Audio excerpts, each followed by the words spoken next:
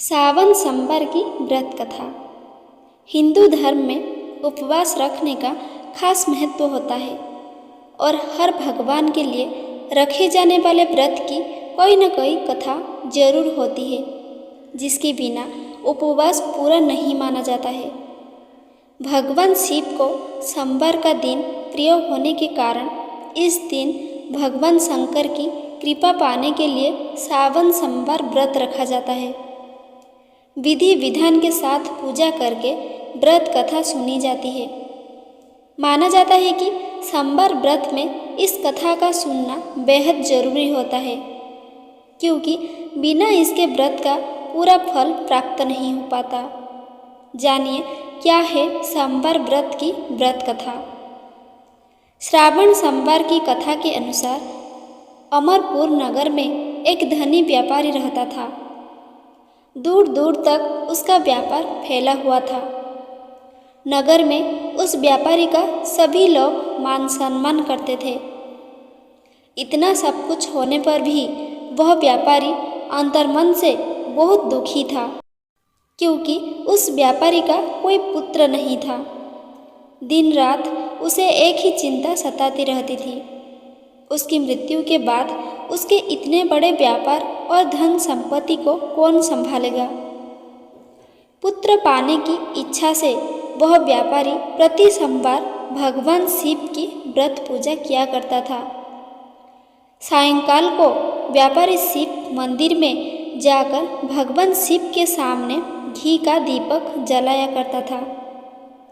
उस व्यापारी की भक्ति देखकर एक दिन पार्वती ने भगवान शिव से कहा, हे प्राणनाथ, यह व्यापारी आपका सच्चा भक्त है। कितने दिनों से यह सोमवार का व्रत और पूजा नियमित कर रहा है।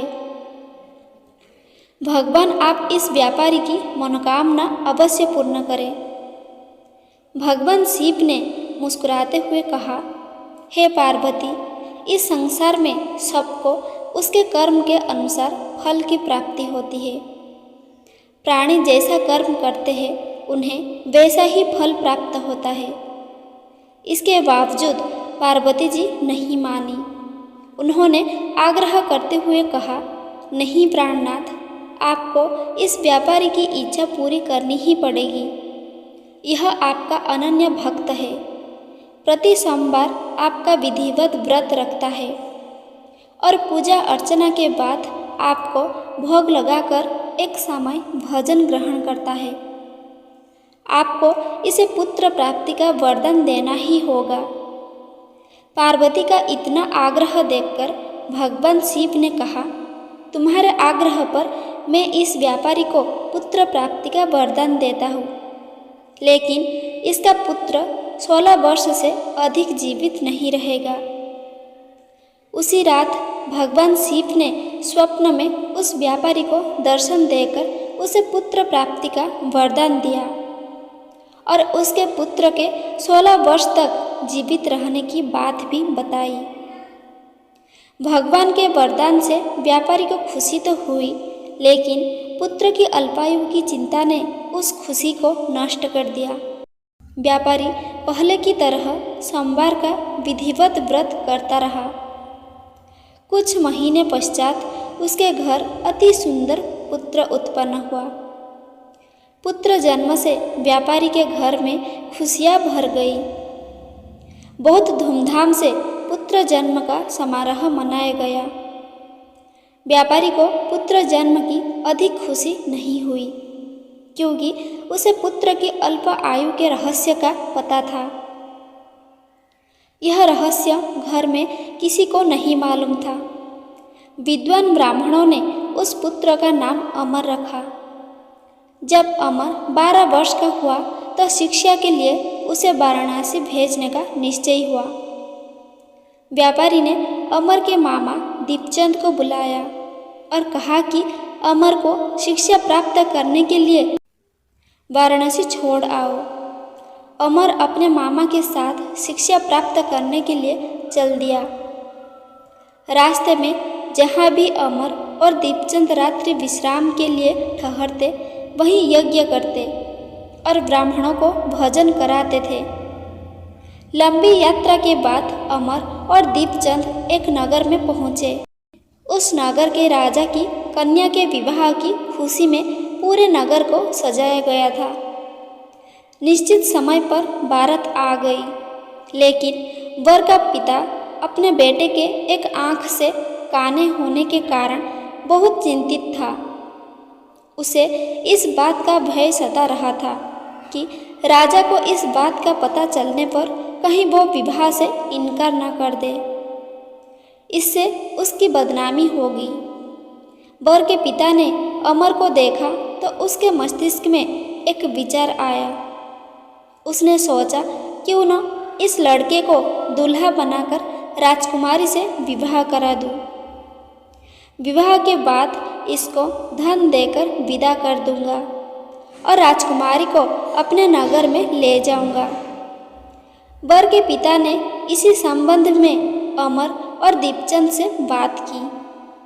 दीपचंद ने धन मिलने के लालच में वर के पिता की बात स्वीकार कर ली। अमर को दूल्हे के वस्त्र पहनाकर राजकुमारी चंद्रिका से विवाह करा दिया गया। राजा ने बहुत सा धन देकर राजकुमारी को विदा किया। अमर जब लौट रहा था तो सच नहीं छिपा सका और उसने राजकुमारी की ओढ़नी पर लिख दिया, राजकुमारी चंद्रिका, तुम्हारा विवाह तो मेरे साथ हुआ था। मैं तो वाराणसी में शिक्षा प्राप्त करने जा रहा हूँ। अब तुम्हें जिस नवयुवक की पत्नी बनना पड़ेगा वह कान्हा है।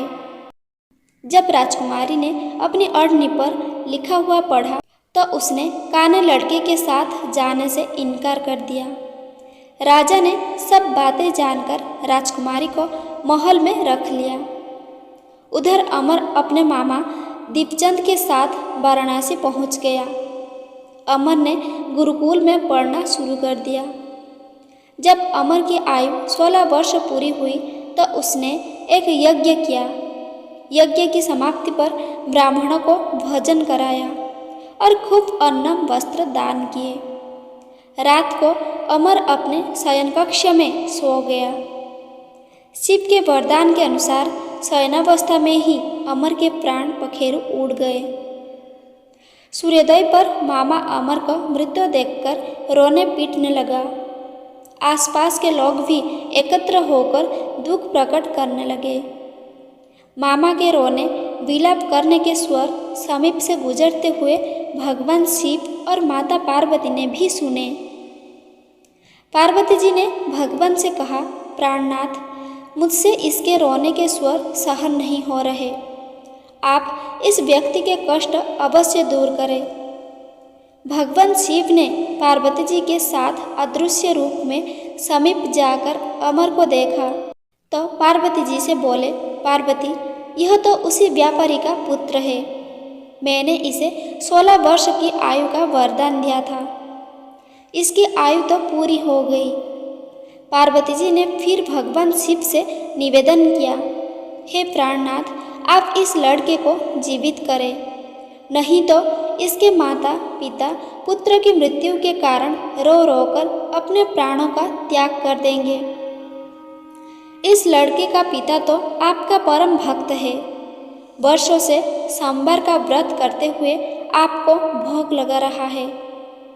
पार्वती के आग्रह करने पर भगवान शिव ने उस लड़के को जीवित होने का वरदान दिया और कुछ ही पल में वह जीवित होकर उठ बैठा। शिक्षा समाप्त करके अमर मामा के साथ अपने नगर की ओर चल दिया। दोनों चलते हुए उसी नगर में पहुँचे जहाँ अमर का विवाह हुआ था। उस नगर में भी अमर ने यज्ञ का आयोजन किया। समीप से गुजरते हुए नगर के राजा ने यज्ञ का आयोजन देखा। राजा ने अमर को तुरंत पहचान लिया। यज्ञ समाप्त होने पर राजा अमर और उसके मामा को महल में ले गया और कुछ दिन उन्हें महल में रखकर बहुत सा धन वस्त्र देकर राजकुमारी के साथ विदा किया। रास्ते में सुरक्षा के लिए राजा ने बहुत से सैनिकों को भी साथ भेजा। दीपचंद ने नगर में पहुंचते ही एक दूत को घर भेजकर अपने आगमन की सूचना भेजी। अपने बेटे अमर के जीवित वापस लौटने की सूचना से व्यापारी बहुत प्रसन्न हुआ। व्यापारी ने अपनी पत्नी के साथ स्वयं को एक कमरे में बंद कर रखा था।